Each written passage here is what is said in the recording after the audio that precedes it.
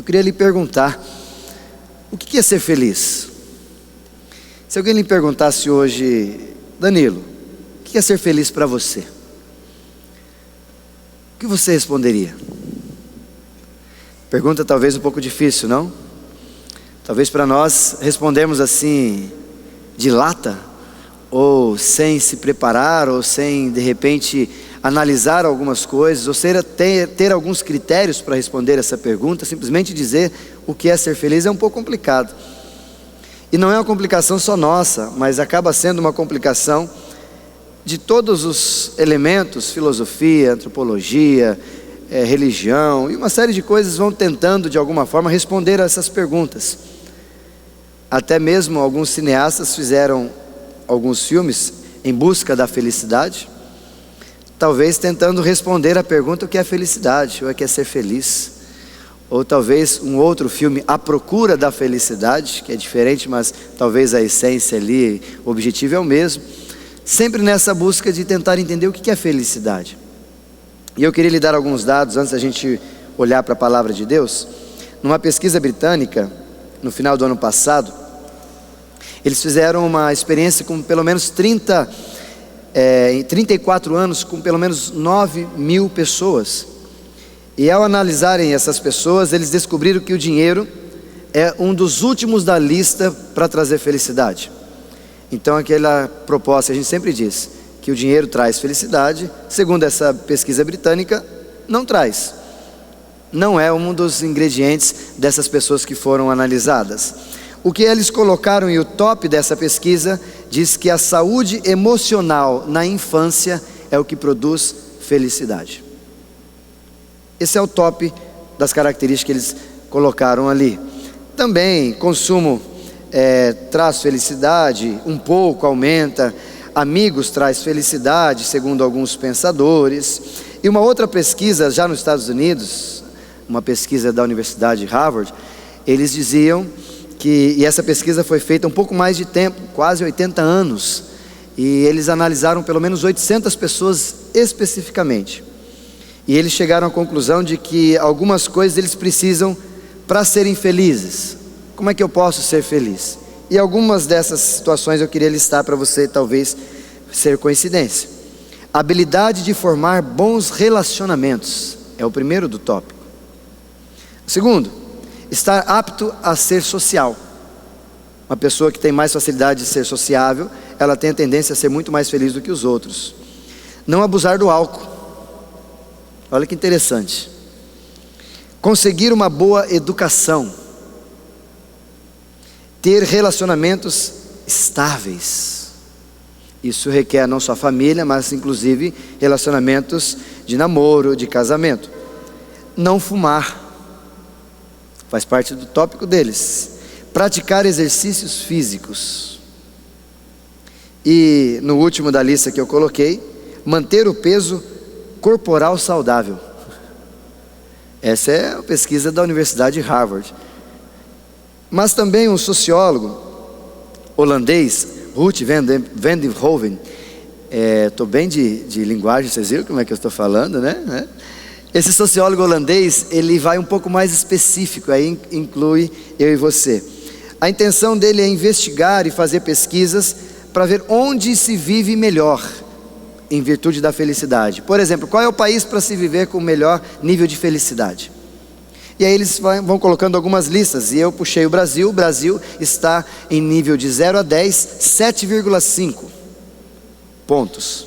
Então o Brasil não é tão ruim assim, né? Estamos num país feliz. Talvez, não sei se essa felicidade é só no rosto, no semblante, mas o Brasil, segundo esse pesquisador, é um país feliz. E aí quando nós olhamos para a filosofia, me desculpa abrir um pouquinho, porque a gente precisa entender esse tema dessa perspectiva.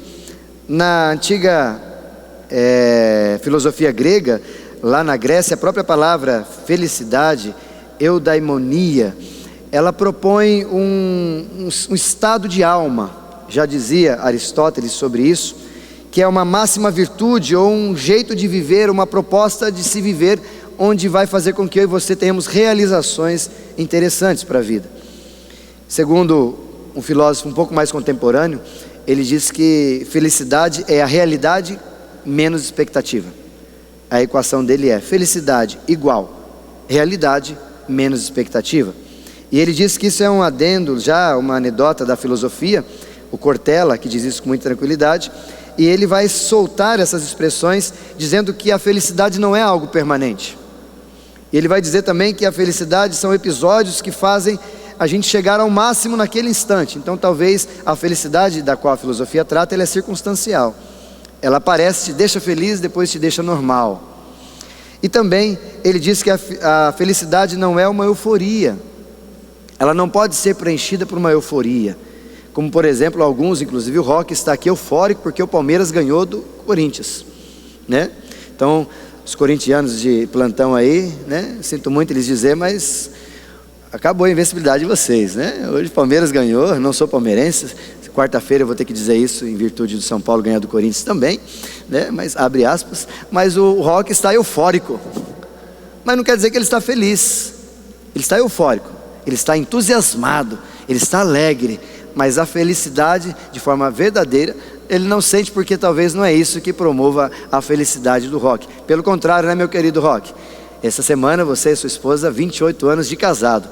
Isso sim é ser feliz, isso sim é valer a pena, né? Mais do que um jogo do Palmeiras, né? E também esse filósofo, encerrando, ele também diz que felicidade não é porque você tem posses. E ao contrário, ele vai dizer que as posses, elas são rasas, são momentos de episódios, são momentos extremamente velozes que chegam e vão. E se a gente ficar achando que felicidade é você ter alguma coisa, ter uma posse, você vai ser enganado.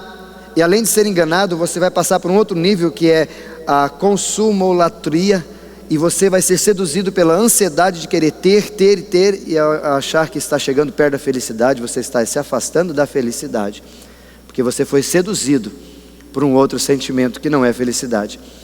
E nós temos esse conflito dentro de nós, e a questão só para compreensão, nós somos os únicos animais que têm esse conflito, né? Desculpa-me nos chamar de animais. Os animais têm conflito externo, eles têm que se adaptar no lugar onde eles vivem, nós também. Mas nós temos um a mais, somos racionais, e por isso nós temos o conflito interno, que os animais não têm. Tanto que os animais são imortais. Como assim são imortais? Deixa eu tentar te esclarecer essa expressão. Os animais não sabem que vão morrer. Eles não têm imortalidade no sentido de compreensão. Eles morrem, claro. Mas você não pode chegar para um animal, poxa, esse cachorro, acho que ele está com uma sensação, ou ele vai viver só 5 anos, ele vai morrer. Ele nasce e ele não tem expectativa de que vai morrer. Então, de uma certa forma, ele é imortal. E ele não tem esses conflitos que nós temos. Você não vê um cachorro talvez angustiado, perguntando, poxa, será que eu sou feliz? Será que o cachorro do meu vizinho é feliz? Será que o gato é feliz? Será que se eu tivesse nascido um gato, seria mais feliz do que ter nascido um cachorro? Nós temos. Quantos conflitos você tem na sua mente? De perguntas, de diálogos consigo mesmo. E a gente vai se perguntando e vamos tentando e vamos puxando. E às vezes nós ficamos nessa ânsia de poder responder. E segundo tudo isso, os filósofos, as universidades, os sociólogos, os antropólogos, todos eles, para fazerem sinais de que a felicidade é assim, a felicidade é desse jeito, o que eles fazem é buscar pessoas, e ao olhar para essas pessoas, é detectar nessas pessoas alguns sinais, ou mesmo alguns sintomas que correspondem a uma felicidade. Então o caminho para você ver alguma felicidade, não é você comprar, não é você ter, mas segundo os historiadores, é você olhar para alguém e falar, aquela pessoa é feliz. Por que ela é feliz? Aí você vai começar a diluir, diante das características e sinais e sintomas que ela tem, a felicidade que você quer que você tenha. E isso é tão comum para o meio que nós vivemos. Não é só tão comum que as pessoas hoje, elas olham para alguém, elas observam alguém, um artista, alguém famoso, alguém na mídia, e elas tentam se associar àquilo que ela tem. Por exemplo, eu vou dizer para vocês, essa semana abriu uma loja da Apple, acho que foi no Morumbi, aqui em São Paulo, E o primeiro a comprar, ele ficou, se não me engano, me perdoe os números, acho que 6 horas na fila para ser o primeiro a comprar, a entrar na loja da Apple. Só que o primeiro a entrar não comprou. Ele só quis entrar e ter os seus minutinhos de fama. Olha aí. O cara fica 6 horas na fila para aparecer na loja, e ali na loja ter seus minutos de fama, e não comprou o celular. Aí ele disse: aqui eu não tenho condição financeira hoje. Olha o sonho. Agora pergunta com muita honestidade: se ele tivesse condição financeira, ele teria comprado? Para quem fica 6 horas na porta de uma loja que vai abrir, você acha que ele não compraria? E nós somos assim, nós imitamos. Existe um filósofo interessante, que eu gosto de ler algumas coisas nessa área junto com a minha esposa, e ele dizia nessa questão mimótica, de que nós imitamos muitas pessoas, e essa imitação está cada vez mais clara hoje, num programinha, eu não sei o nome desse aplicativo, que alguns de vocês já fizeram, talvez adolescente, jovem, e começa Neymar fazendo, todo mundo faz. É um artista famoso faz, todo mundo faz. É alguém puxa alguma coisa, todo mundo faz. E talvez nós fazemos, mas é que é legal. Sinto muito dizer, mas os filósofos dizem que não é porque é legal, é porque nós temos essa intuição dentro de nós de ficar imitando as pessoas das quais nós achamos que são felizes. E achamos que eles são felizes, nós fazemos iguais. Tem um aplicativo, esse que eu estou dizendo, é aquele que você imita. Como é que é o nome desse aplicativo? Oi? Esse é o Smash, isso aí. É isso aí, o nome dele. E aí você solta e você imita, aí solta uma voz e você faz uma no fundo. E aí eu procurei esse aplicativo, ler alguma coisa sobre ele, e um historiador, um antropólogo melhor, disse assim: esse é um aplicativo dos muitos que surgem e vão rapidamente, porque eles abençoam, na minha linguagem, ele diz, eles alegram e ao mesmo tempo eles irritam. Seja bem honesto, você abre o seu Face, só tem esse negócio às vezes, não tem? O que você faz? De novo esse negócio? De novo? Eles irritam. Mas ele surgiu por quê? Porque Neymar faz, porque uma artista famosa faz, porque alguém legal faz. E às vezes nessa nossa ânsia de querer imitar ou olhar para alguém que dizendo que ele é feliz, nós também fazemos as mesmas coisas. E aí quando eu olho para as pessoas e vejo, e eu queria lhe chamar a atenção do texto de Mateus capítulo 5, abra sua Bíblia lá. Essa proposta de olhar para as pessoas, de ver o que elas têm, para nós acharmos o que é felicidade, já aparece na Bíblia há muitos anos, aparece na palavra de Deus há muitos anos, e está aqui em Mateus capítulo 5, e eu queria chamar a sua atenção, porque nós vamos aprender, de forma muito simples, como ser feliz com Jesus, o que Jesus nos ensina sobre a felicidade. E eu sinto em te dizer, mas parece que o que Jesus ensina é estranho ao que a gente tem aprendido hoje na nossa comunidade. Parece que Jesus tem falado sobre felicidade, não é o que a gente tem ouvido nas mídias, e também parece que não é o que temos pregado às vezes nos púlpitos ou ouvido no sermão por aí. E eu queria te levar ao texto de Mateus capítulo 5, para a gente entender um pouquinho, o próprio Jesus começando o seu sermão, começando o seu ministério, falando sobre o sermão do monte. E no versículo de número 1 até o versículo de número 12, Jesus fala sobre as bem-aventuranças. Só para você se situar, a palavra bem-aventurado no grego makarioi, e essa palavra é a felicidade que brota de algo interno, independente do externo. É essa a essência da palavra bem-aventurado, ou feliz são. Vamos ler. Vendo Jesus a multidão, versículo 1, subiu ao monte e como se assentasse, aproximaram-se os seus discípulos, e ele passou a ensiná-los, dizendo: bem-aventurados os humildes de espírito, ou pobres de espírito, como estiver na sua tradução, porque deles é o reino dos céus. Bem-aventurados são os que choram, porque esses serão consolados. Bem-aventurados são os mansos, porque darão a terra. Bem-aventurados que têm fome e sede de justiça, porque serão fartos. Bem-aventurados misericordiosos, porque alcançarão misericórdia. Bem-aventurados limpos de coração, porque verão a Deus. Bem-aventurados pacificadores, porque serão chamados filhos de Deus. Bem-aventurados os perseguidos por causa da justiça, porque deles é o reino dos céus. Bem-aventurados sois, quando por minha causa vos injuriarem e vos perseguirem, e mentindo, disserem todo mal contra vós. Regozijai-vos e exultai, porque é grande o vosso galardão nos céus, pois assim perseguiram os profetas que vieram antes de vós.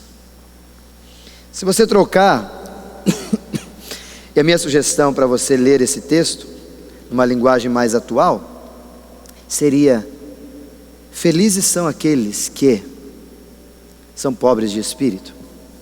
Felizes são aqueles que choram. Felizes são aqueles que são mansos. Felizes são aqueles que têm fome, sede e vivem por justiça. Felizes são aqueles que usam da misericórdia. Felizes são aqueles que são puros de coração.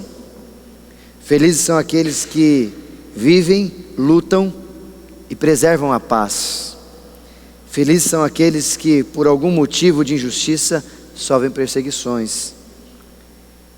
Felizes são vocês, quando por minha causa vos injuriarem, vos perseguirem, mentindo, disserem coisas contra vocês. Fiquem felizes, se exaltem, porque lá no céu, aquilo que vocês têm como recompensa já está guardado. Pois assim, eles já fizeram com os profetas, já fizeram com todos aqueles que viveram antes de vocês.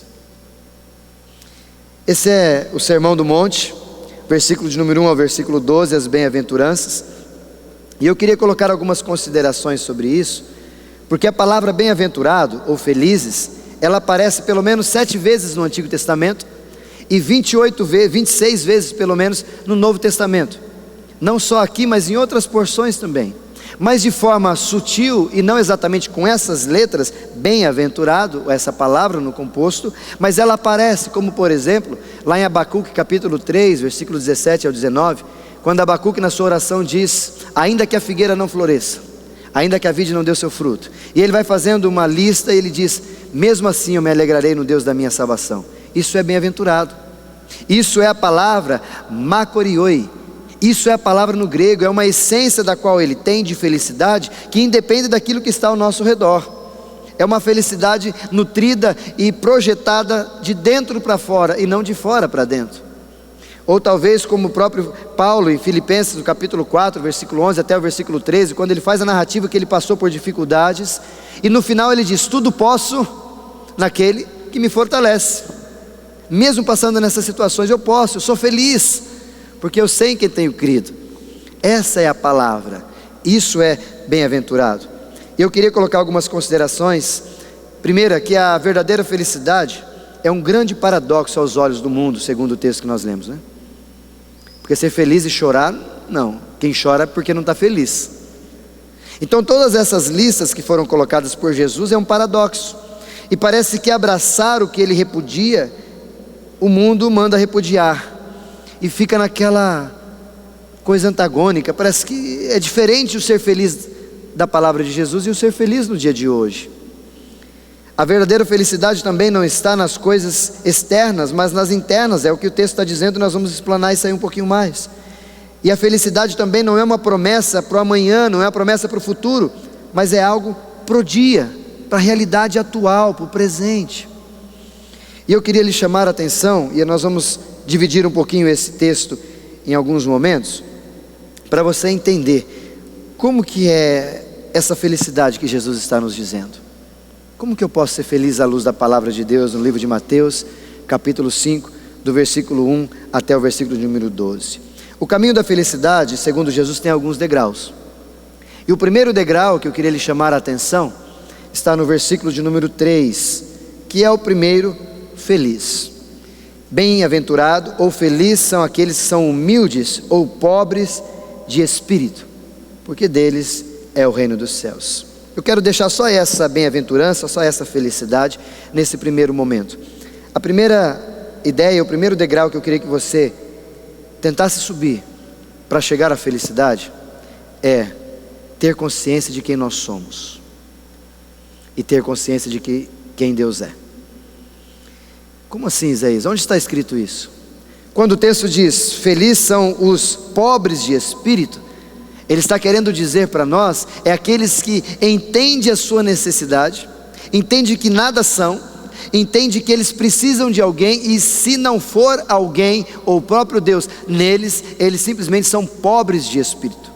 E o pobre de espírito não vive, ou humilde, a palavra humilde aqui é literalmente traduzida para pobre, e não humildade no sentido de postura, no sentido de caráter, mas no sentido de não ter mesmo, de ter pouca coisa. E a sugestão do próprio Jesus para nós é que essas pessoas, esses humildes de espírito, essas pessoas que não têm ou que têm noção de que não tem nada, eles reconhecem a total dependência de Deus. E isso é muito importante no tempo que nós estamos vivendo, de que nós não somos nada sem Deus. Eclesiastes capítulo 3, versículo 20 diz isso: todos vós vão para o mesmo lugar, todos fomos feitos do pó, e para o pó voltaremos. Só que tem alguns que acham que são o que são. Tem algumas pessoas que não sabem que são pó. Tem algumas pessoas que têm uma petulância tão grande no tempo de hoje, que elas acham que por sua própria força conseguem o que conseguem. E eu fico imaginando, se fosse eu, Deus, graças a Ele eu não sou Ele, mas eu trataria alguns petulantes, eu olhava assim e falava assim, tadinho, tchau. É só fazer isso. Mas a gente acha que nós somos tão fortes, tão bons, tão inteligentes, tão ricos de espírito, que não dependemos de Deus. E o primeiro degrau para a felicidade é nós reconhecemos que nós somos total e integralmente dependentes de Deus. Eu gosto de falar, e falo às vezes desse personagem cristão, Cortella, filósofo, sociólogo e tal, e ele disse uma vez que perguntaram para ele, você sabe quem sou eu? Você sabe quem sou eu para você falar desse jeito? E ele respondeu, você pode até achar no YouTube, tem esse vídeo dele, ele diz, você é o vice-treco do subtroco. Ele responde para o indivíduo, você é o vice-treco do subtroco. Aí ele pergunta, a pessoa continua, como assim? Ele fala, você tem meia hora, 10 minutos para eu te explicar quem é você? Aí ele vai, Cortella, dizendo, lá do universo que nós somos, fala de mais de 7 bilhões de pessoas que o mundo tem, e vai falando, e ele chega finalizando dizendo, você é só isso. E você acha que você é alguma coisa? E você acha que você é alguma coisa? O grande problema, e o hedonismo vai trazer isso para nós, no tempo que estamos vivendo, inclusive na nossa juventude, é que a gente acha que nós não somos mais o que deveríamos ser. Nós somos autoconfiantes, nós somos dependentes, nós somos fortes, nós temos dinheiro, nós temos tecnologia, nós temos acesso a todas as informações, e tudo isso vai nos levando, achando que vai nos levando à felicidade, mas ela começa com o próprio Jesus dizendo, pobre de espírito, aquele que sabe que depende de mim, aquele que quando levanta fala, Senhor, eu estou aqui porque o Senhor me sustentou, Senhor, eu sou o que sou porque o Senhor pela tua graça me manteve, até aqui o Senhor me ajudou, Ebenezer.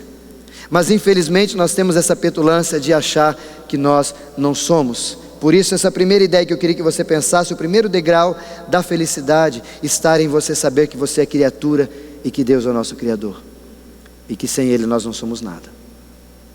Sem Ele você não é nada. Sem Deus eu e você somos só pó. Só pó. A segunda característica, e os textos vai nos dizendo, continuando no versículo de número 4, ele coloca mais duas que eu queria colocá-las aqui nesse segundo momento, segundo degrau. Bem-aventurado ou felizes são os que choram, porque serão consolados. E felizes são os mansos, porque herdarão a terra. Na segunda ideia, ou segundo degrau que eu queria te chamar a atenção, é que como você se relaciona com os outros, vai ditar a sua felicidade. Onde está isso no texto? Vou tentar te ajudar, para você compreender de onde a gente tirou isso no texto. A primeira questão é uma coisa muito íntima. Eu não sei se você é pobre de espírito ou não, você sabe responder para você mesmo. Mas a segunda e a terceira característica que Jesus menciona, os que choram e os mansos, são características de uma sensibilidade de um ser humano com relação ao outro. Por exemplo, nós vivemos num tempo onde as pessoas não choram mais, não é? Não se chora, não se tem mais sensibilidade. E eu quero dizer isso com muita propriedade, até porque nós vivemos no tempo do egoísmo, do só eu, nós não olhamos mais com sensibilidade para os outros. Nós passávamos melhor, por um mendigo nós ficávamos compadecidos. Hoje nós passamos por um mendigo e nós falamos vagabundo. Nós não temos mais sensibilidades, nós não conseguimos olhar mais para as pessoas com sensibilidade. E o chorar é um sentimento da qual quem é sensível consegue ter. E eu pergunto para você, quantas vezes você já chorou por um outro, por alguém, ou pela situação que alguém está enfrentando? Eu compartilhei com alguns dos irmãos sobre um problema que nós estamos enfrentando em Botucatu, de um casal, e esses dias eu estava orando por eles, e quando eu me dei conta, orando à noite, sozinho em casa, eu comecei a olhar, a orar, e estar orando ali, comecei a ver que eu estava chorando por causa deles. De tanto é o sentimento que me angustiava, porque eles estavam se separando. Isso tem que nos incomodar, mas parece que no tempo que a gente está vivendo não incomoda mais, Guto. A gente não é mais sensível às coisas nem a ninguém. Tanto que se morre uma pessoa, se morre o outro. Esses dias, não sei se você está acompanhando, mas na internet está havendo vários momentos. Essa semana passou um vídeo de 12 cristãos sendo executados na praia. E o que você fez olhando isso? A gente passa despercebido por tudo isso, porque a gente está ficando insensível, e essa insensibilidade nos leva cada vez mais distantes da felicidade. E aqui Jesus nos volta a chamar a atenção: sejam sensíveis, olhem uns pelos outros, como diz Gálatas, levem as cargas uns dos outros, olhem uns para os outros, amem uns aos outros, chorem uns com os outros, chorai com os que choram, e a gente não chora mais. Por isso que o caminho da felicidade, o segundo degrau, além de nós olharmos para nós mesmos, nós temos que olhar para os outros como ser humano, que é sensível, e que além de sensível, que chora, porque os outros choram, a gente também é manso. E aí eu vou lhe incomodar um pouquinho sobre a mansidão. Você tem paciência com as pessoas? Você é manso no tratar com os outros? Essa mansidão é importante, até porque a maioria desses, nós vamos falar isso no final já, mas só relembrando, a maioria desses felizes tem a ver com os frutos do Espírito. Então não é uma coisa natural, é uma coisa que vem de Deus mesmo. Mas o fato é que às vezes nós não queremos ser mansos. Se o irmãozinho buzina para você no trânsito, você não quer ser manso, você quer buzinar de novo. Se ele te chama a atenção, briga com você porque você fez uma coisa errada, e justo, às vezes brigar ou não, a gente vai lá e briga de novo. Às vezes as pessoas fazem ou brincam ou fazem alguma coisa com a gente quer retrucá-los. Essa semana com uma pessoa, chamei a atenção dela porque ela ficou brava com uma pessoa que tratou mal. Ela falou, não gosto dela. Eu falei, sem problema, qual o problema disso? Mas não gosto, não dá. Eu falei, Angélica, que é a minha esposa, pega leve. Ela falou, como assim? Eu falei, quem é cristão aqui é você, não é ela. Quem precisa demonstrar amor é você, não é ela. E às vezes nós ficamos nessa, de que a gente depende, mas ele me tratou mal. Mas a Bíblia fala para a gente fazer o quê? Tratar o mal com mal? Tratar o mal como? Com bem. Por isso, meu querido, o segundo degrau para você se relacionar com as pessoas, vai te ajudar a ter felicidade. Você vai conseguir compreender, só que às vezes nós não queremos, porque isso tem a ver com o meu jeito de ser, minha sensibilidade. E o que Jesus está tratando aqui, definitivamente, é o teu e o meu jeito de ser. Ou você acha que felicidade tem a ver com o outro, e não com a gente? E a proposta que Jesus coloca no nosso terceiro degrau, além de ter a ver com a gente e no relacionamento com os outros, continua no texto, versículo de número 6. Bem-aventurados que têm fome de justiça, bem-aventurados os misericordiosos e os puros de coração. O terceiro degrau que eu quero lhe chamar para a felicidade, em cima do texto de Mateus capítulo 5, é a integridade de caráter. Hoje, nós estamos vivendo num tempo onde nós não somos mais confiáveis. Não sei se você sabe, mas fizeram uma pesquisa o ano retrasado, 2013, no Brasil, perguntando quais são os títulos, instituições, pessoas que têm menos credibilidade. Em primeiro lugar ficaram os políticos, em segundo lugar ficaram os policiais, em terceiro lugar ficaram os pastores. Você acha que eu tenho prazer em dizer isso? Mas eu tenho que reconhecer, e aí? Porque do jeito que nós estamos vivendo na sociedade, esses líderes religiosos, da qual nós fazemos parte, às vezes estão dizendo ou falando de um Jesus que não está na Bíblia, de uma felicidade que não está na Bíblia, que você tem que ser feliz, para ser feliz tem que ter uma casa sua, linda, maravilhosa, num condomínio fechado, você tem que ter um carro do ano, você tem que ter isso, tem que ter aquilo. Eu não estou conseguindo ler isso aqui nas bem-aventuranças dos felizes que Jesus está dizendo. Mas quando Jesus olha para nós e fala: meu querido, você tem que ter fome e senso de justiça, você tem que ser uma pessoa justa, mexe no meu e teu caráter. Quando ele diz: você precisa ser misericordioso, ou seja, você tem que ter olhar para as pessoas e não achar que você é melhor ou pior, mas amar as pessoas, é caráter. Ou talvez no último, limpos ou puros de coração, uma pessoa pura com relação a lidar com os outros. E quando nós olhamos todas essas características, a gente consegue compreender o que Jesus, um pouquinho mais à frente, quando ele diz no versículo 37, seja porém a tua palavra sim, sim e não, não. O que passar disso vem de quem? Do maligno. E hoje, infelizmente, a gente busca felicidade, nós queremos ser felizes, lutamos por tudo, mas e a nossa integridade de caráter? E a sua palavra quanto homem? O que você fala, você cumpre? Você mantém isso com as pessoas? Porque se nós não tivermos esse degrau, galgando para a felicidade, vai chegar uma hora que nós vamos querer buscar a felicidade, mas o nosso próprio caráter nos confronta. Mas a nossa própria vida, com relação ao nosso caráter, nosso jeito de ser, nos confronta, a gente não vai conseguir. E aqueles incômodos que nós temos, vão ficar cada vez mais intensos, e nós não vamos conseguir lidar com eles. Sabe por quê? Porque a gente não consegue ser fiel ao nosso caráter. E esse texto, quando Jesus menciona fome e sede de justiça, misericordiosos e puros de coração, ele está querendo dizer para mim e para você: meu querido, o que você é quando ninguém está olhando? Eu tenho uma briga comigo mesmo sobre isso, e nós vamos partir para o quarto e último, e vamos encerrar. Ontem nós fomos comer um lanche depois do culto, né? No Night Dog, um lanche delicioso, né? O Mateus comeu mignon noturno, filé mignon, queijo, nossa, foi uma delícia, só para vocês ficarem com água na boca.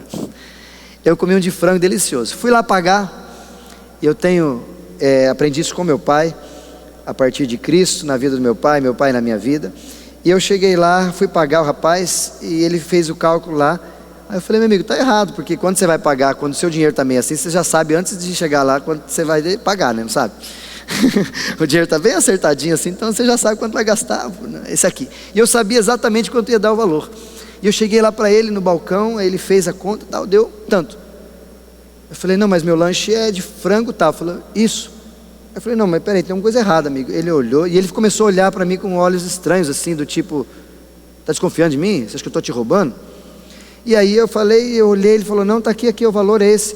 Aí eu falei: não, mas soma de novo, só para a gente ver. Aí ele começou a somar, aí deu mais. Aí ele falou: ah, não era esse não. Eu falei: isso que eu queria te dizer, você estava me cobrando menos por aquilo que você estava me vendendo, eu te devo mais. Ele olhou para mim assim, acho que os olhos dele me diziam: como assim? Eu estou te cobrando menos e você quer pagar o justo? Eu estou errando e eu que vou arcar com as consequências, você quer me pagar o justo? É. Ah, mas são centavos. Mas é, porque para ele não faz diferença, mas para o meu caráter faz. Mas para eu olhar para o meu pai de novo, e meu pai, toda vez que eu chego, ele pergunta: e aí, como é que estamos de caráter de palavra? Eu vou poder responder o que para o meu papai? Ah, pai, mais ou menos, esse dia atrás eu ganhei uns 10 centavos, mas 10 centavos não muda muito, né? Não muda 10, não muda R$1, não muda R$1.000, não muda nada, vai mudar. É o caráter que nós temos. Como é que anda teu caráter? Você busca a sua felicidade abrindo mão do teu caráter, ou você busca a sua felicidade, segundo Jesus, polindo, cuidando do teu caráter? E por último, o texto continua dizendo: bem-aventurados são os pacificadores. Numa outra linguagem, bem-aventurados são, ou felizes são, aqueles que vivem melhor e que prosperam a paz por onde eles andam. Pacificador hoje é uma pessoa extremamente rara, que busca paz. Pacificador é aquele ser humano que, quando alguém vem chegar e conflitar com ele, ele simplesmente diz: querido, não tem problema, fica na paz. Pacificador é aquele quando você vem brigando, e você já talvez fez isso com seus filhos, você vai brigar, filho, você, ele chega: papai, eu te amo. Aí você faz o quê? Como é que eu vou bater nele? Como é que eu vou brigar? Esse é o pacificador. Esse é o indivíduo que precisa, e de fato Romanos capítulo 12, versículo 18 vai dizer isso: se depender de vós que haja paz, lute para que haja paz com todos. Só que o problema parece que a nossa felicidade não passa pelo crivo da paz. Às vezes nós temos tanta impaciência e brigamos tanto dentro da família, não brigamos? Às vezes nós brigamos com os funcionários ou com o patrão, e esquecemos que a Bíblia fala para mim e para você: se depender de nós que somos cristãos, que haja paz, que faça assim. E o degrau da felicidade para esse elemento nada mais é do que eu e você buscarmos a paz e fazer com que essa paz sejam elementos claros de atitudes concretas, minha e sua, e não simplesmente por palavra. Mas haja paz. Paz. Se o irmãozinho, uma sugestão para você, parar perto de você com o carro e usar a sua vaga, diga para ele: meu querido, pode usar, eu vou achar outra. É justo eu ter essa vaga, é minha, tá aqui. Haja paz. Eu sei que é justo, mas vai pela paz. Fala: meu irmão, fique à vontade.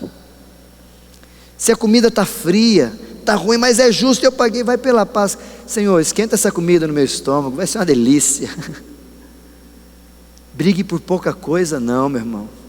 Não brigue por picuinhas. Não faça com que o teu lar, ao você chegar lá, parece que ele era ótimo, era lindo, ou mesmo não era, e você lá por causa de um detalhe, por causa de uma bobeirinha, nós fazemos um alarme e acabamos com toda a paz que estava lá. E por um lado, se nós temos precursores da paz, nós temos do outro lado precursores de guerra. Pessoas que quando chega perto da gente, a gente tira a gente do sério, não tem? Aí que é bênção. Pois é, está de brincadeira. É provação. É Deus colocando do teu lado para te testar. É pessoas sendo colocadas ao teu lado para lidar com a sua paciência, com a sua paz, e fazer com que ela cresça, exercitar a sua paz. E quando a gente consegue viver essa paz que Jesus está dizendo, sendo pacificadores, sabe o que acontece com a gente? Subimos mais um degrau rumo à felicidade que Jesus nos oferece. E eu quero concluir dizendo para você, pedir pessoal já se postar para a gente cantar. O finalzinho do texto, ele ainda fala: bem-aventurados são os perseguidos. Meu querido, se você for perseguido por causa da sua felicidade, fique feliz. Mas mais do que ser perseguido, o texto diz assim: bem-aventurado, felizes sois quando por minha causa injuriarem, vos perseguirem, mentindo disserem coisas contra vocês. Fiquem felizes e alegres, porque o seu galardão lá em cima é grande. Eu queria te dizer, meu querido, a felicidade só vai ter realidade na minha e na sua vida quando a gente estiver disposto para morrer por isso. Jesus estava dizendo para os discípulos assim: querido, fiquem tranquilos se vocês morrerem por mim, porque lá em cima o galardão está guardado para vocês. Isso quer dizer que a felicidade, ela tem um combustível dentro de nós que chama-se: vale a pena viver por isso. Vale a pena viver por isso. E o que Jesus quer dizer para mim e para você nesse texto é: vale a pena viver por Jesus. Porque a felicidade que Ele propõe para nós, meus queridos, não tem preço, não tem circunstância que tira, e não tem gente que nos faz esquecê-las. Porque ela vem de dentro. Ela é algo que brota no teu coração pelo Espírito Santo de Deus e nos leva à felicidade.